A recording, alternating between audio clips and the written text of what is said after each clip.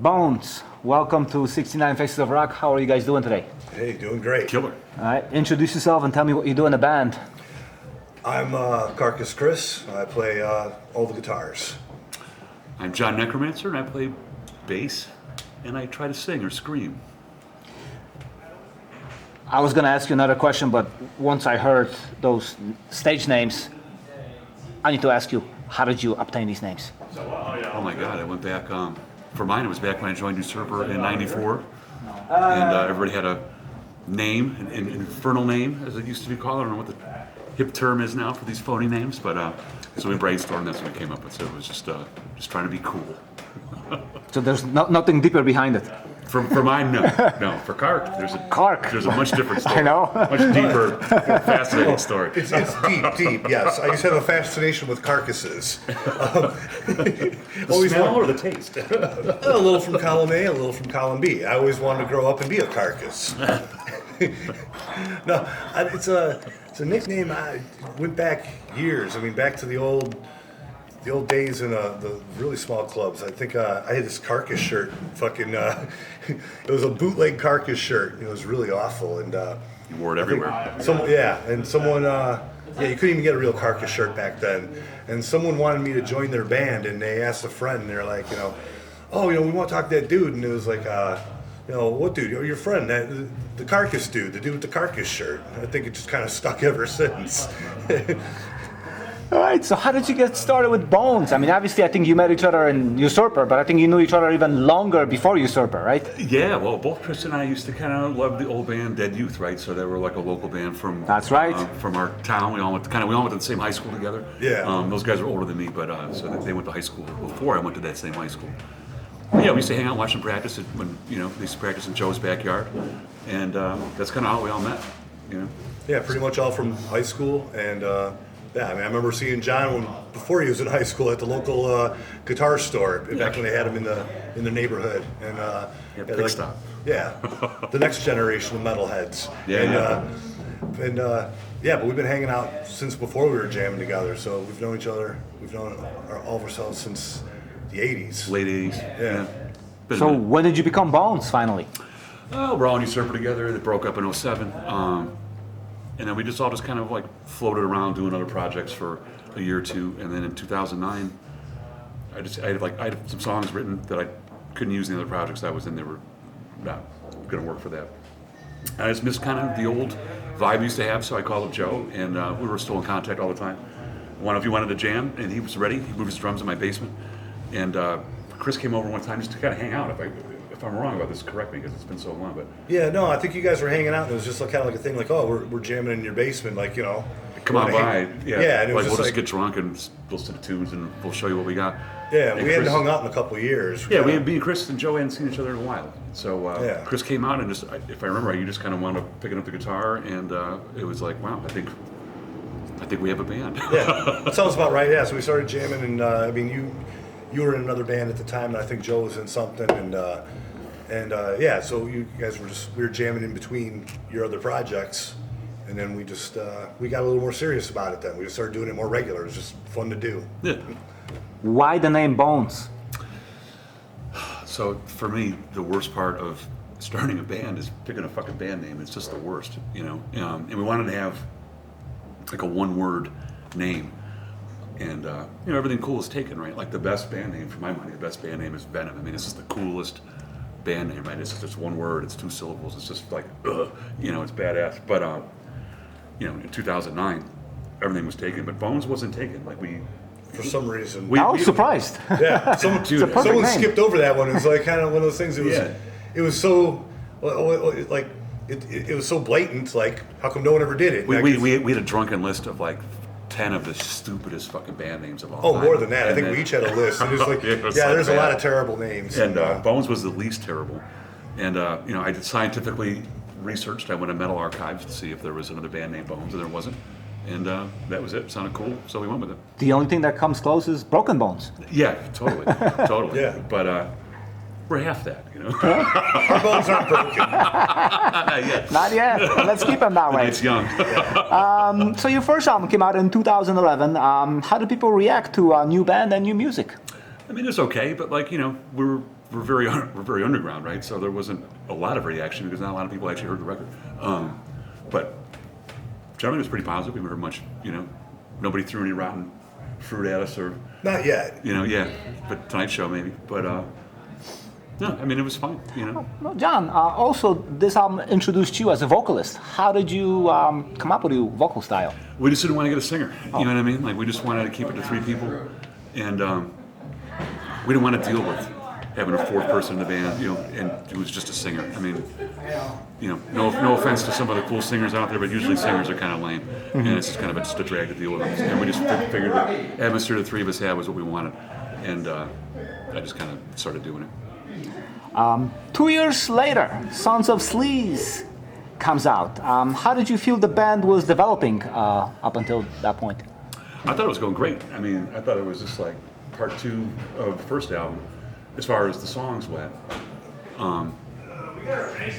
Yeah, just kind of continue. It's not like we consciously try to come up with a formula or try to do something. We just kind of spit out tunes, and that's I guess That was the order that they came out in. Yeah, That's pretty simple. yeah, pretty much. I mean, if there's any development or whatever, it's just from us jamming together. I mean, we've been jamming together for so long. It's just we just keep oh, he's got an idea, no, maybe I got an idea for that, or one of us will come up with a whole song, or sometimes it's just like a jam in the practice spot where it's like we're fucked up and might have a riff and we'll play around with it and then it might turn into something, But I don't think we ever really tried to like push the band in a direction, like a sound, or like we should improve like this or do something different. Right, or be like this. No, it's more like small technical things where it's like, okay, next time let's make the guitar sound better, or the next one let's bring the drums out in a different way, or do something. So I think when we try to, and correct me if it's not that way, right? But it's like it seems like we're more about the little technical improvements versus the songwriting stuff. We don't really dig into that too much. At that point, how would you describe the band's style? Dirty. I mean, I think from our last band, because at least the records that I did with them, it was big budget and big production, and I mean, which was cool, and like working with a world famous producer, was an incredible experience. That's but great. I think, but coming out of that, and one, we didn't have a record label with a budget that's gonna give us that kind of money. We just had to make do with what we could. We're like, all right, we're just gonna kind of go in there and be as tight as we can and spit it out, and just, like I said, go raw. And yeah, it's just how it turned out. Just kind of raw, dirty, on the edge. At that point, did you do any shows, any tours to promote that album? We did quite a few shows. God, I can't remember what our first show was. It was opening up for, it was at Red Line Tap in 2010 in November. It was like a week before we went to the studio for the first album. And we opened up for Commandant, Sauron, and Wasteland. Good memory. Thank you. For a tour, I know we had a tour right after Sons of Sleaze came out. We toured with Coffins from Japan. Mm-hmm. They came out here, so that got us a chance to actually go out on the road a little bit. It's like a week, I think, week and a half, something like that. I don't know, 7-10 shows or something like that. And that was a great experience, and it was good to hang out. The Coffins were cool people, and yeah, it was just great to get back out there. Mm-hmm. Diseased, which was your next album, that took about 6 years to come out. What was happening during all this time? Nothing. Flatline. No, I think there was a lot going on. I mean, there was, some people, there was, I don't know. So we wrote some new tunes, we had some material, and then we were ready to record it, but we didn't have a record label. We were on Planet Metal for a while for the first 2 albums, and they, kind of went on hiatus. Unfortunately, because that was like, to me, that was the best situation. Chris Baycock from Planet Metal was just like easy to work with. Everybody knew each other. Everything was cool. And then we had to like go out in the real world and find somebody to release the album. And it took like 2 years to find Kunal and Transcending Obscurity. So it took a while. And then once that happened, it took a little longer to get it recorded, get it figured out, get it released, and all that kind of stuff. Oh, we've got a special guest here. That's right, we have a special guest. We have a band member who just joined us freshly of eating I fresh bowl of soup. just joined the band. He joined the band. He just auditioned. Introduce yourself. Joe Warlord. Okay, and we were talking about all of these stage names. So where did Warlord come from? I came from Usurper back in, I think right around 91 or something like that. So I came up with the name Apocalyptic Warlord. Excellent. Kind of inspired from Devastation, Chicago. So I can hear some overtones there. Kind of where I got that inspiration. Excellent. We were talking about Diseased, and I felt that album had some momentum, right? Did you capitalize on it? Like momentum, like out in the public in the world. Yeah, like we it tried seemed to. like- We did a little tour with Coffins from Japan. That was kind of fun. It was like a little 5 or 6 day. We basically drove them out to Maryland Death Fest. Was kind of the way it was, and played some shows along the way. But no, we tried to and did some gigs. But I mean, we never really have been a band that we've, we don't really. We're not really a huge popular band, right? So we don't have all these offers to do like festivals and that kind of stuff, which I think we would love to do. But we did our best to capitalize on it. But we're pretty underground, so. Also, around that time, pandemic hit. How did that affect you? Well, it shut everything down. I mean, that record Diseased came out, and I think it came out, I don't know, like roughly like September, October of 19, and after we got our copies of it, we played a release show in December of 19, and soon after that, everything shut down. So we really didn't have the opportunity to play that many shows in support of that record, because as soon as it came out, everything stopped, and so we've been kind of stuck waiting. So it's our first show since then. Joe, any words from you? We kind of got ripped off, but I think everybody did. I think everybody did. I mean, 2 years with no shows, that's pretty crazy. It is. All right. New album about to come out, right? Yeah. Vomit. What can you tell me about it?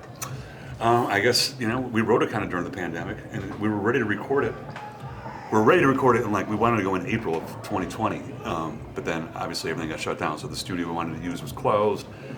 We finally got in October of 2020, and we all gave each other COVID. It was great. Oh yeah. But yeah, we actually got sick while we were recording it. But no, we went in, we had like a couple days, and the songs were there, and we just kind of laid it out. Originally it was going to be an EP, but I don't know. I think it took longer to get in the studio, so we added a couple more. We re-recorded a song from our first album. We did a Van Halen cover, and Any words about the new album? I just heard it finally at the real copy, and I think it sounds great. It was a great process in recording it and whatnot. It was cool to do something different doing the Van Halen tune.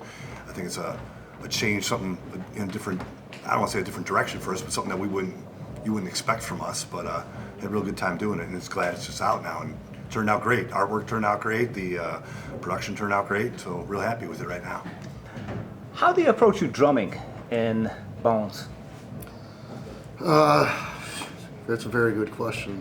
I'm very weird. Because you're a very specific drummer. Yeah, the way I approach it, I always think out of the box. So I know John, both of these guys they've been in many other bands, and I know they played with other drummers, and they always tell me I'm weird. And And he likes soup. yeah. Well, I don't want to get heartburn.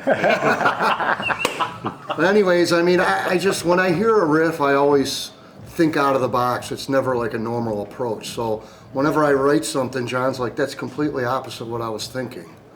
Like, which he's means like, that it's good, So like if I have a riff, I'll bring it to Joe, and I'll like just have this conservative drum beat in my head while I'm writing the riff. Like, all right, cool, and it'll sound like this. And then I show it to Joe, and he's like, this does something that like I didn't even think was even possible. It's just like a totally bonkers, wacko part, and that's kind of like it's kind of the secret sauce of the whole band, really, because it's like otherwise it's kind of 3-chord heavy metal, and then Joe just kind of does this thing. Joe's got a unique style. He does. I mean, I've jammed with other drummers, and it's they're more straightforward, shall we say, and but Joe's had a lot of drumming experience doing, and he, like he says, kind of thinks outside the box. Thinks in ways that a lot of people wouldn't do it, and instead of something straightforward, he's always looking to make it more interesting, I should say. We also never bring a song to the table. So the song is created and written together. It's not like, here's the song, learn it. I've been in bands where they have drum machines and stuff like that, and like, here's the song. And even when they do that, I still change it.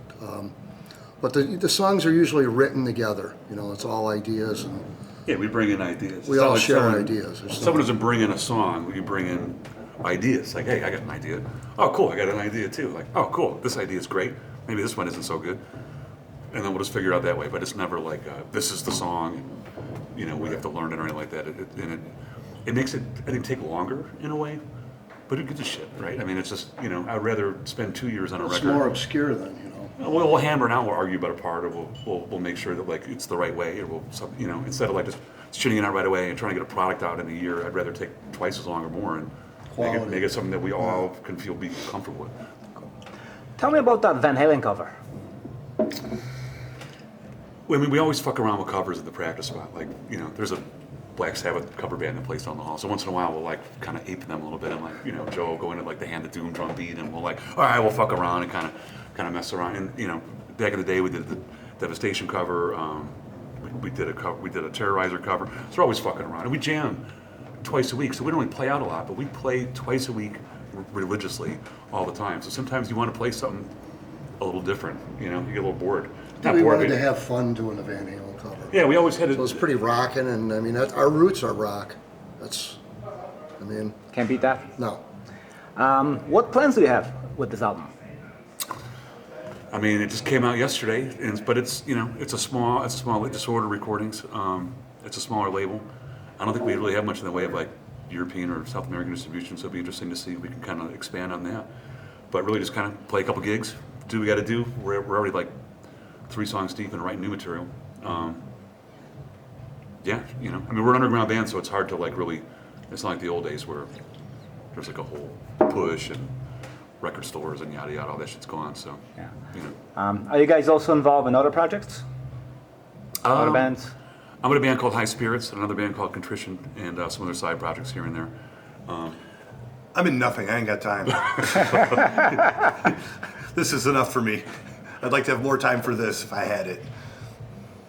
I'm still in Usurper, still doing that. It's from the 90s.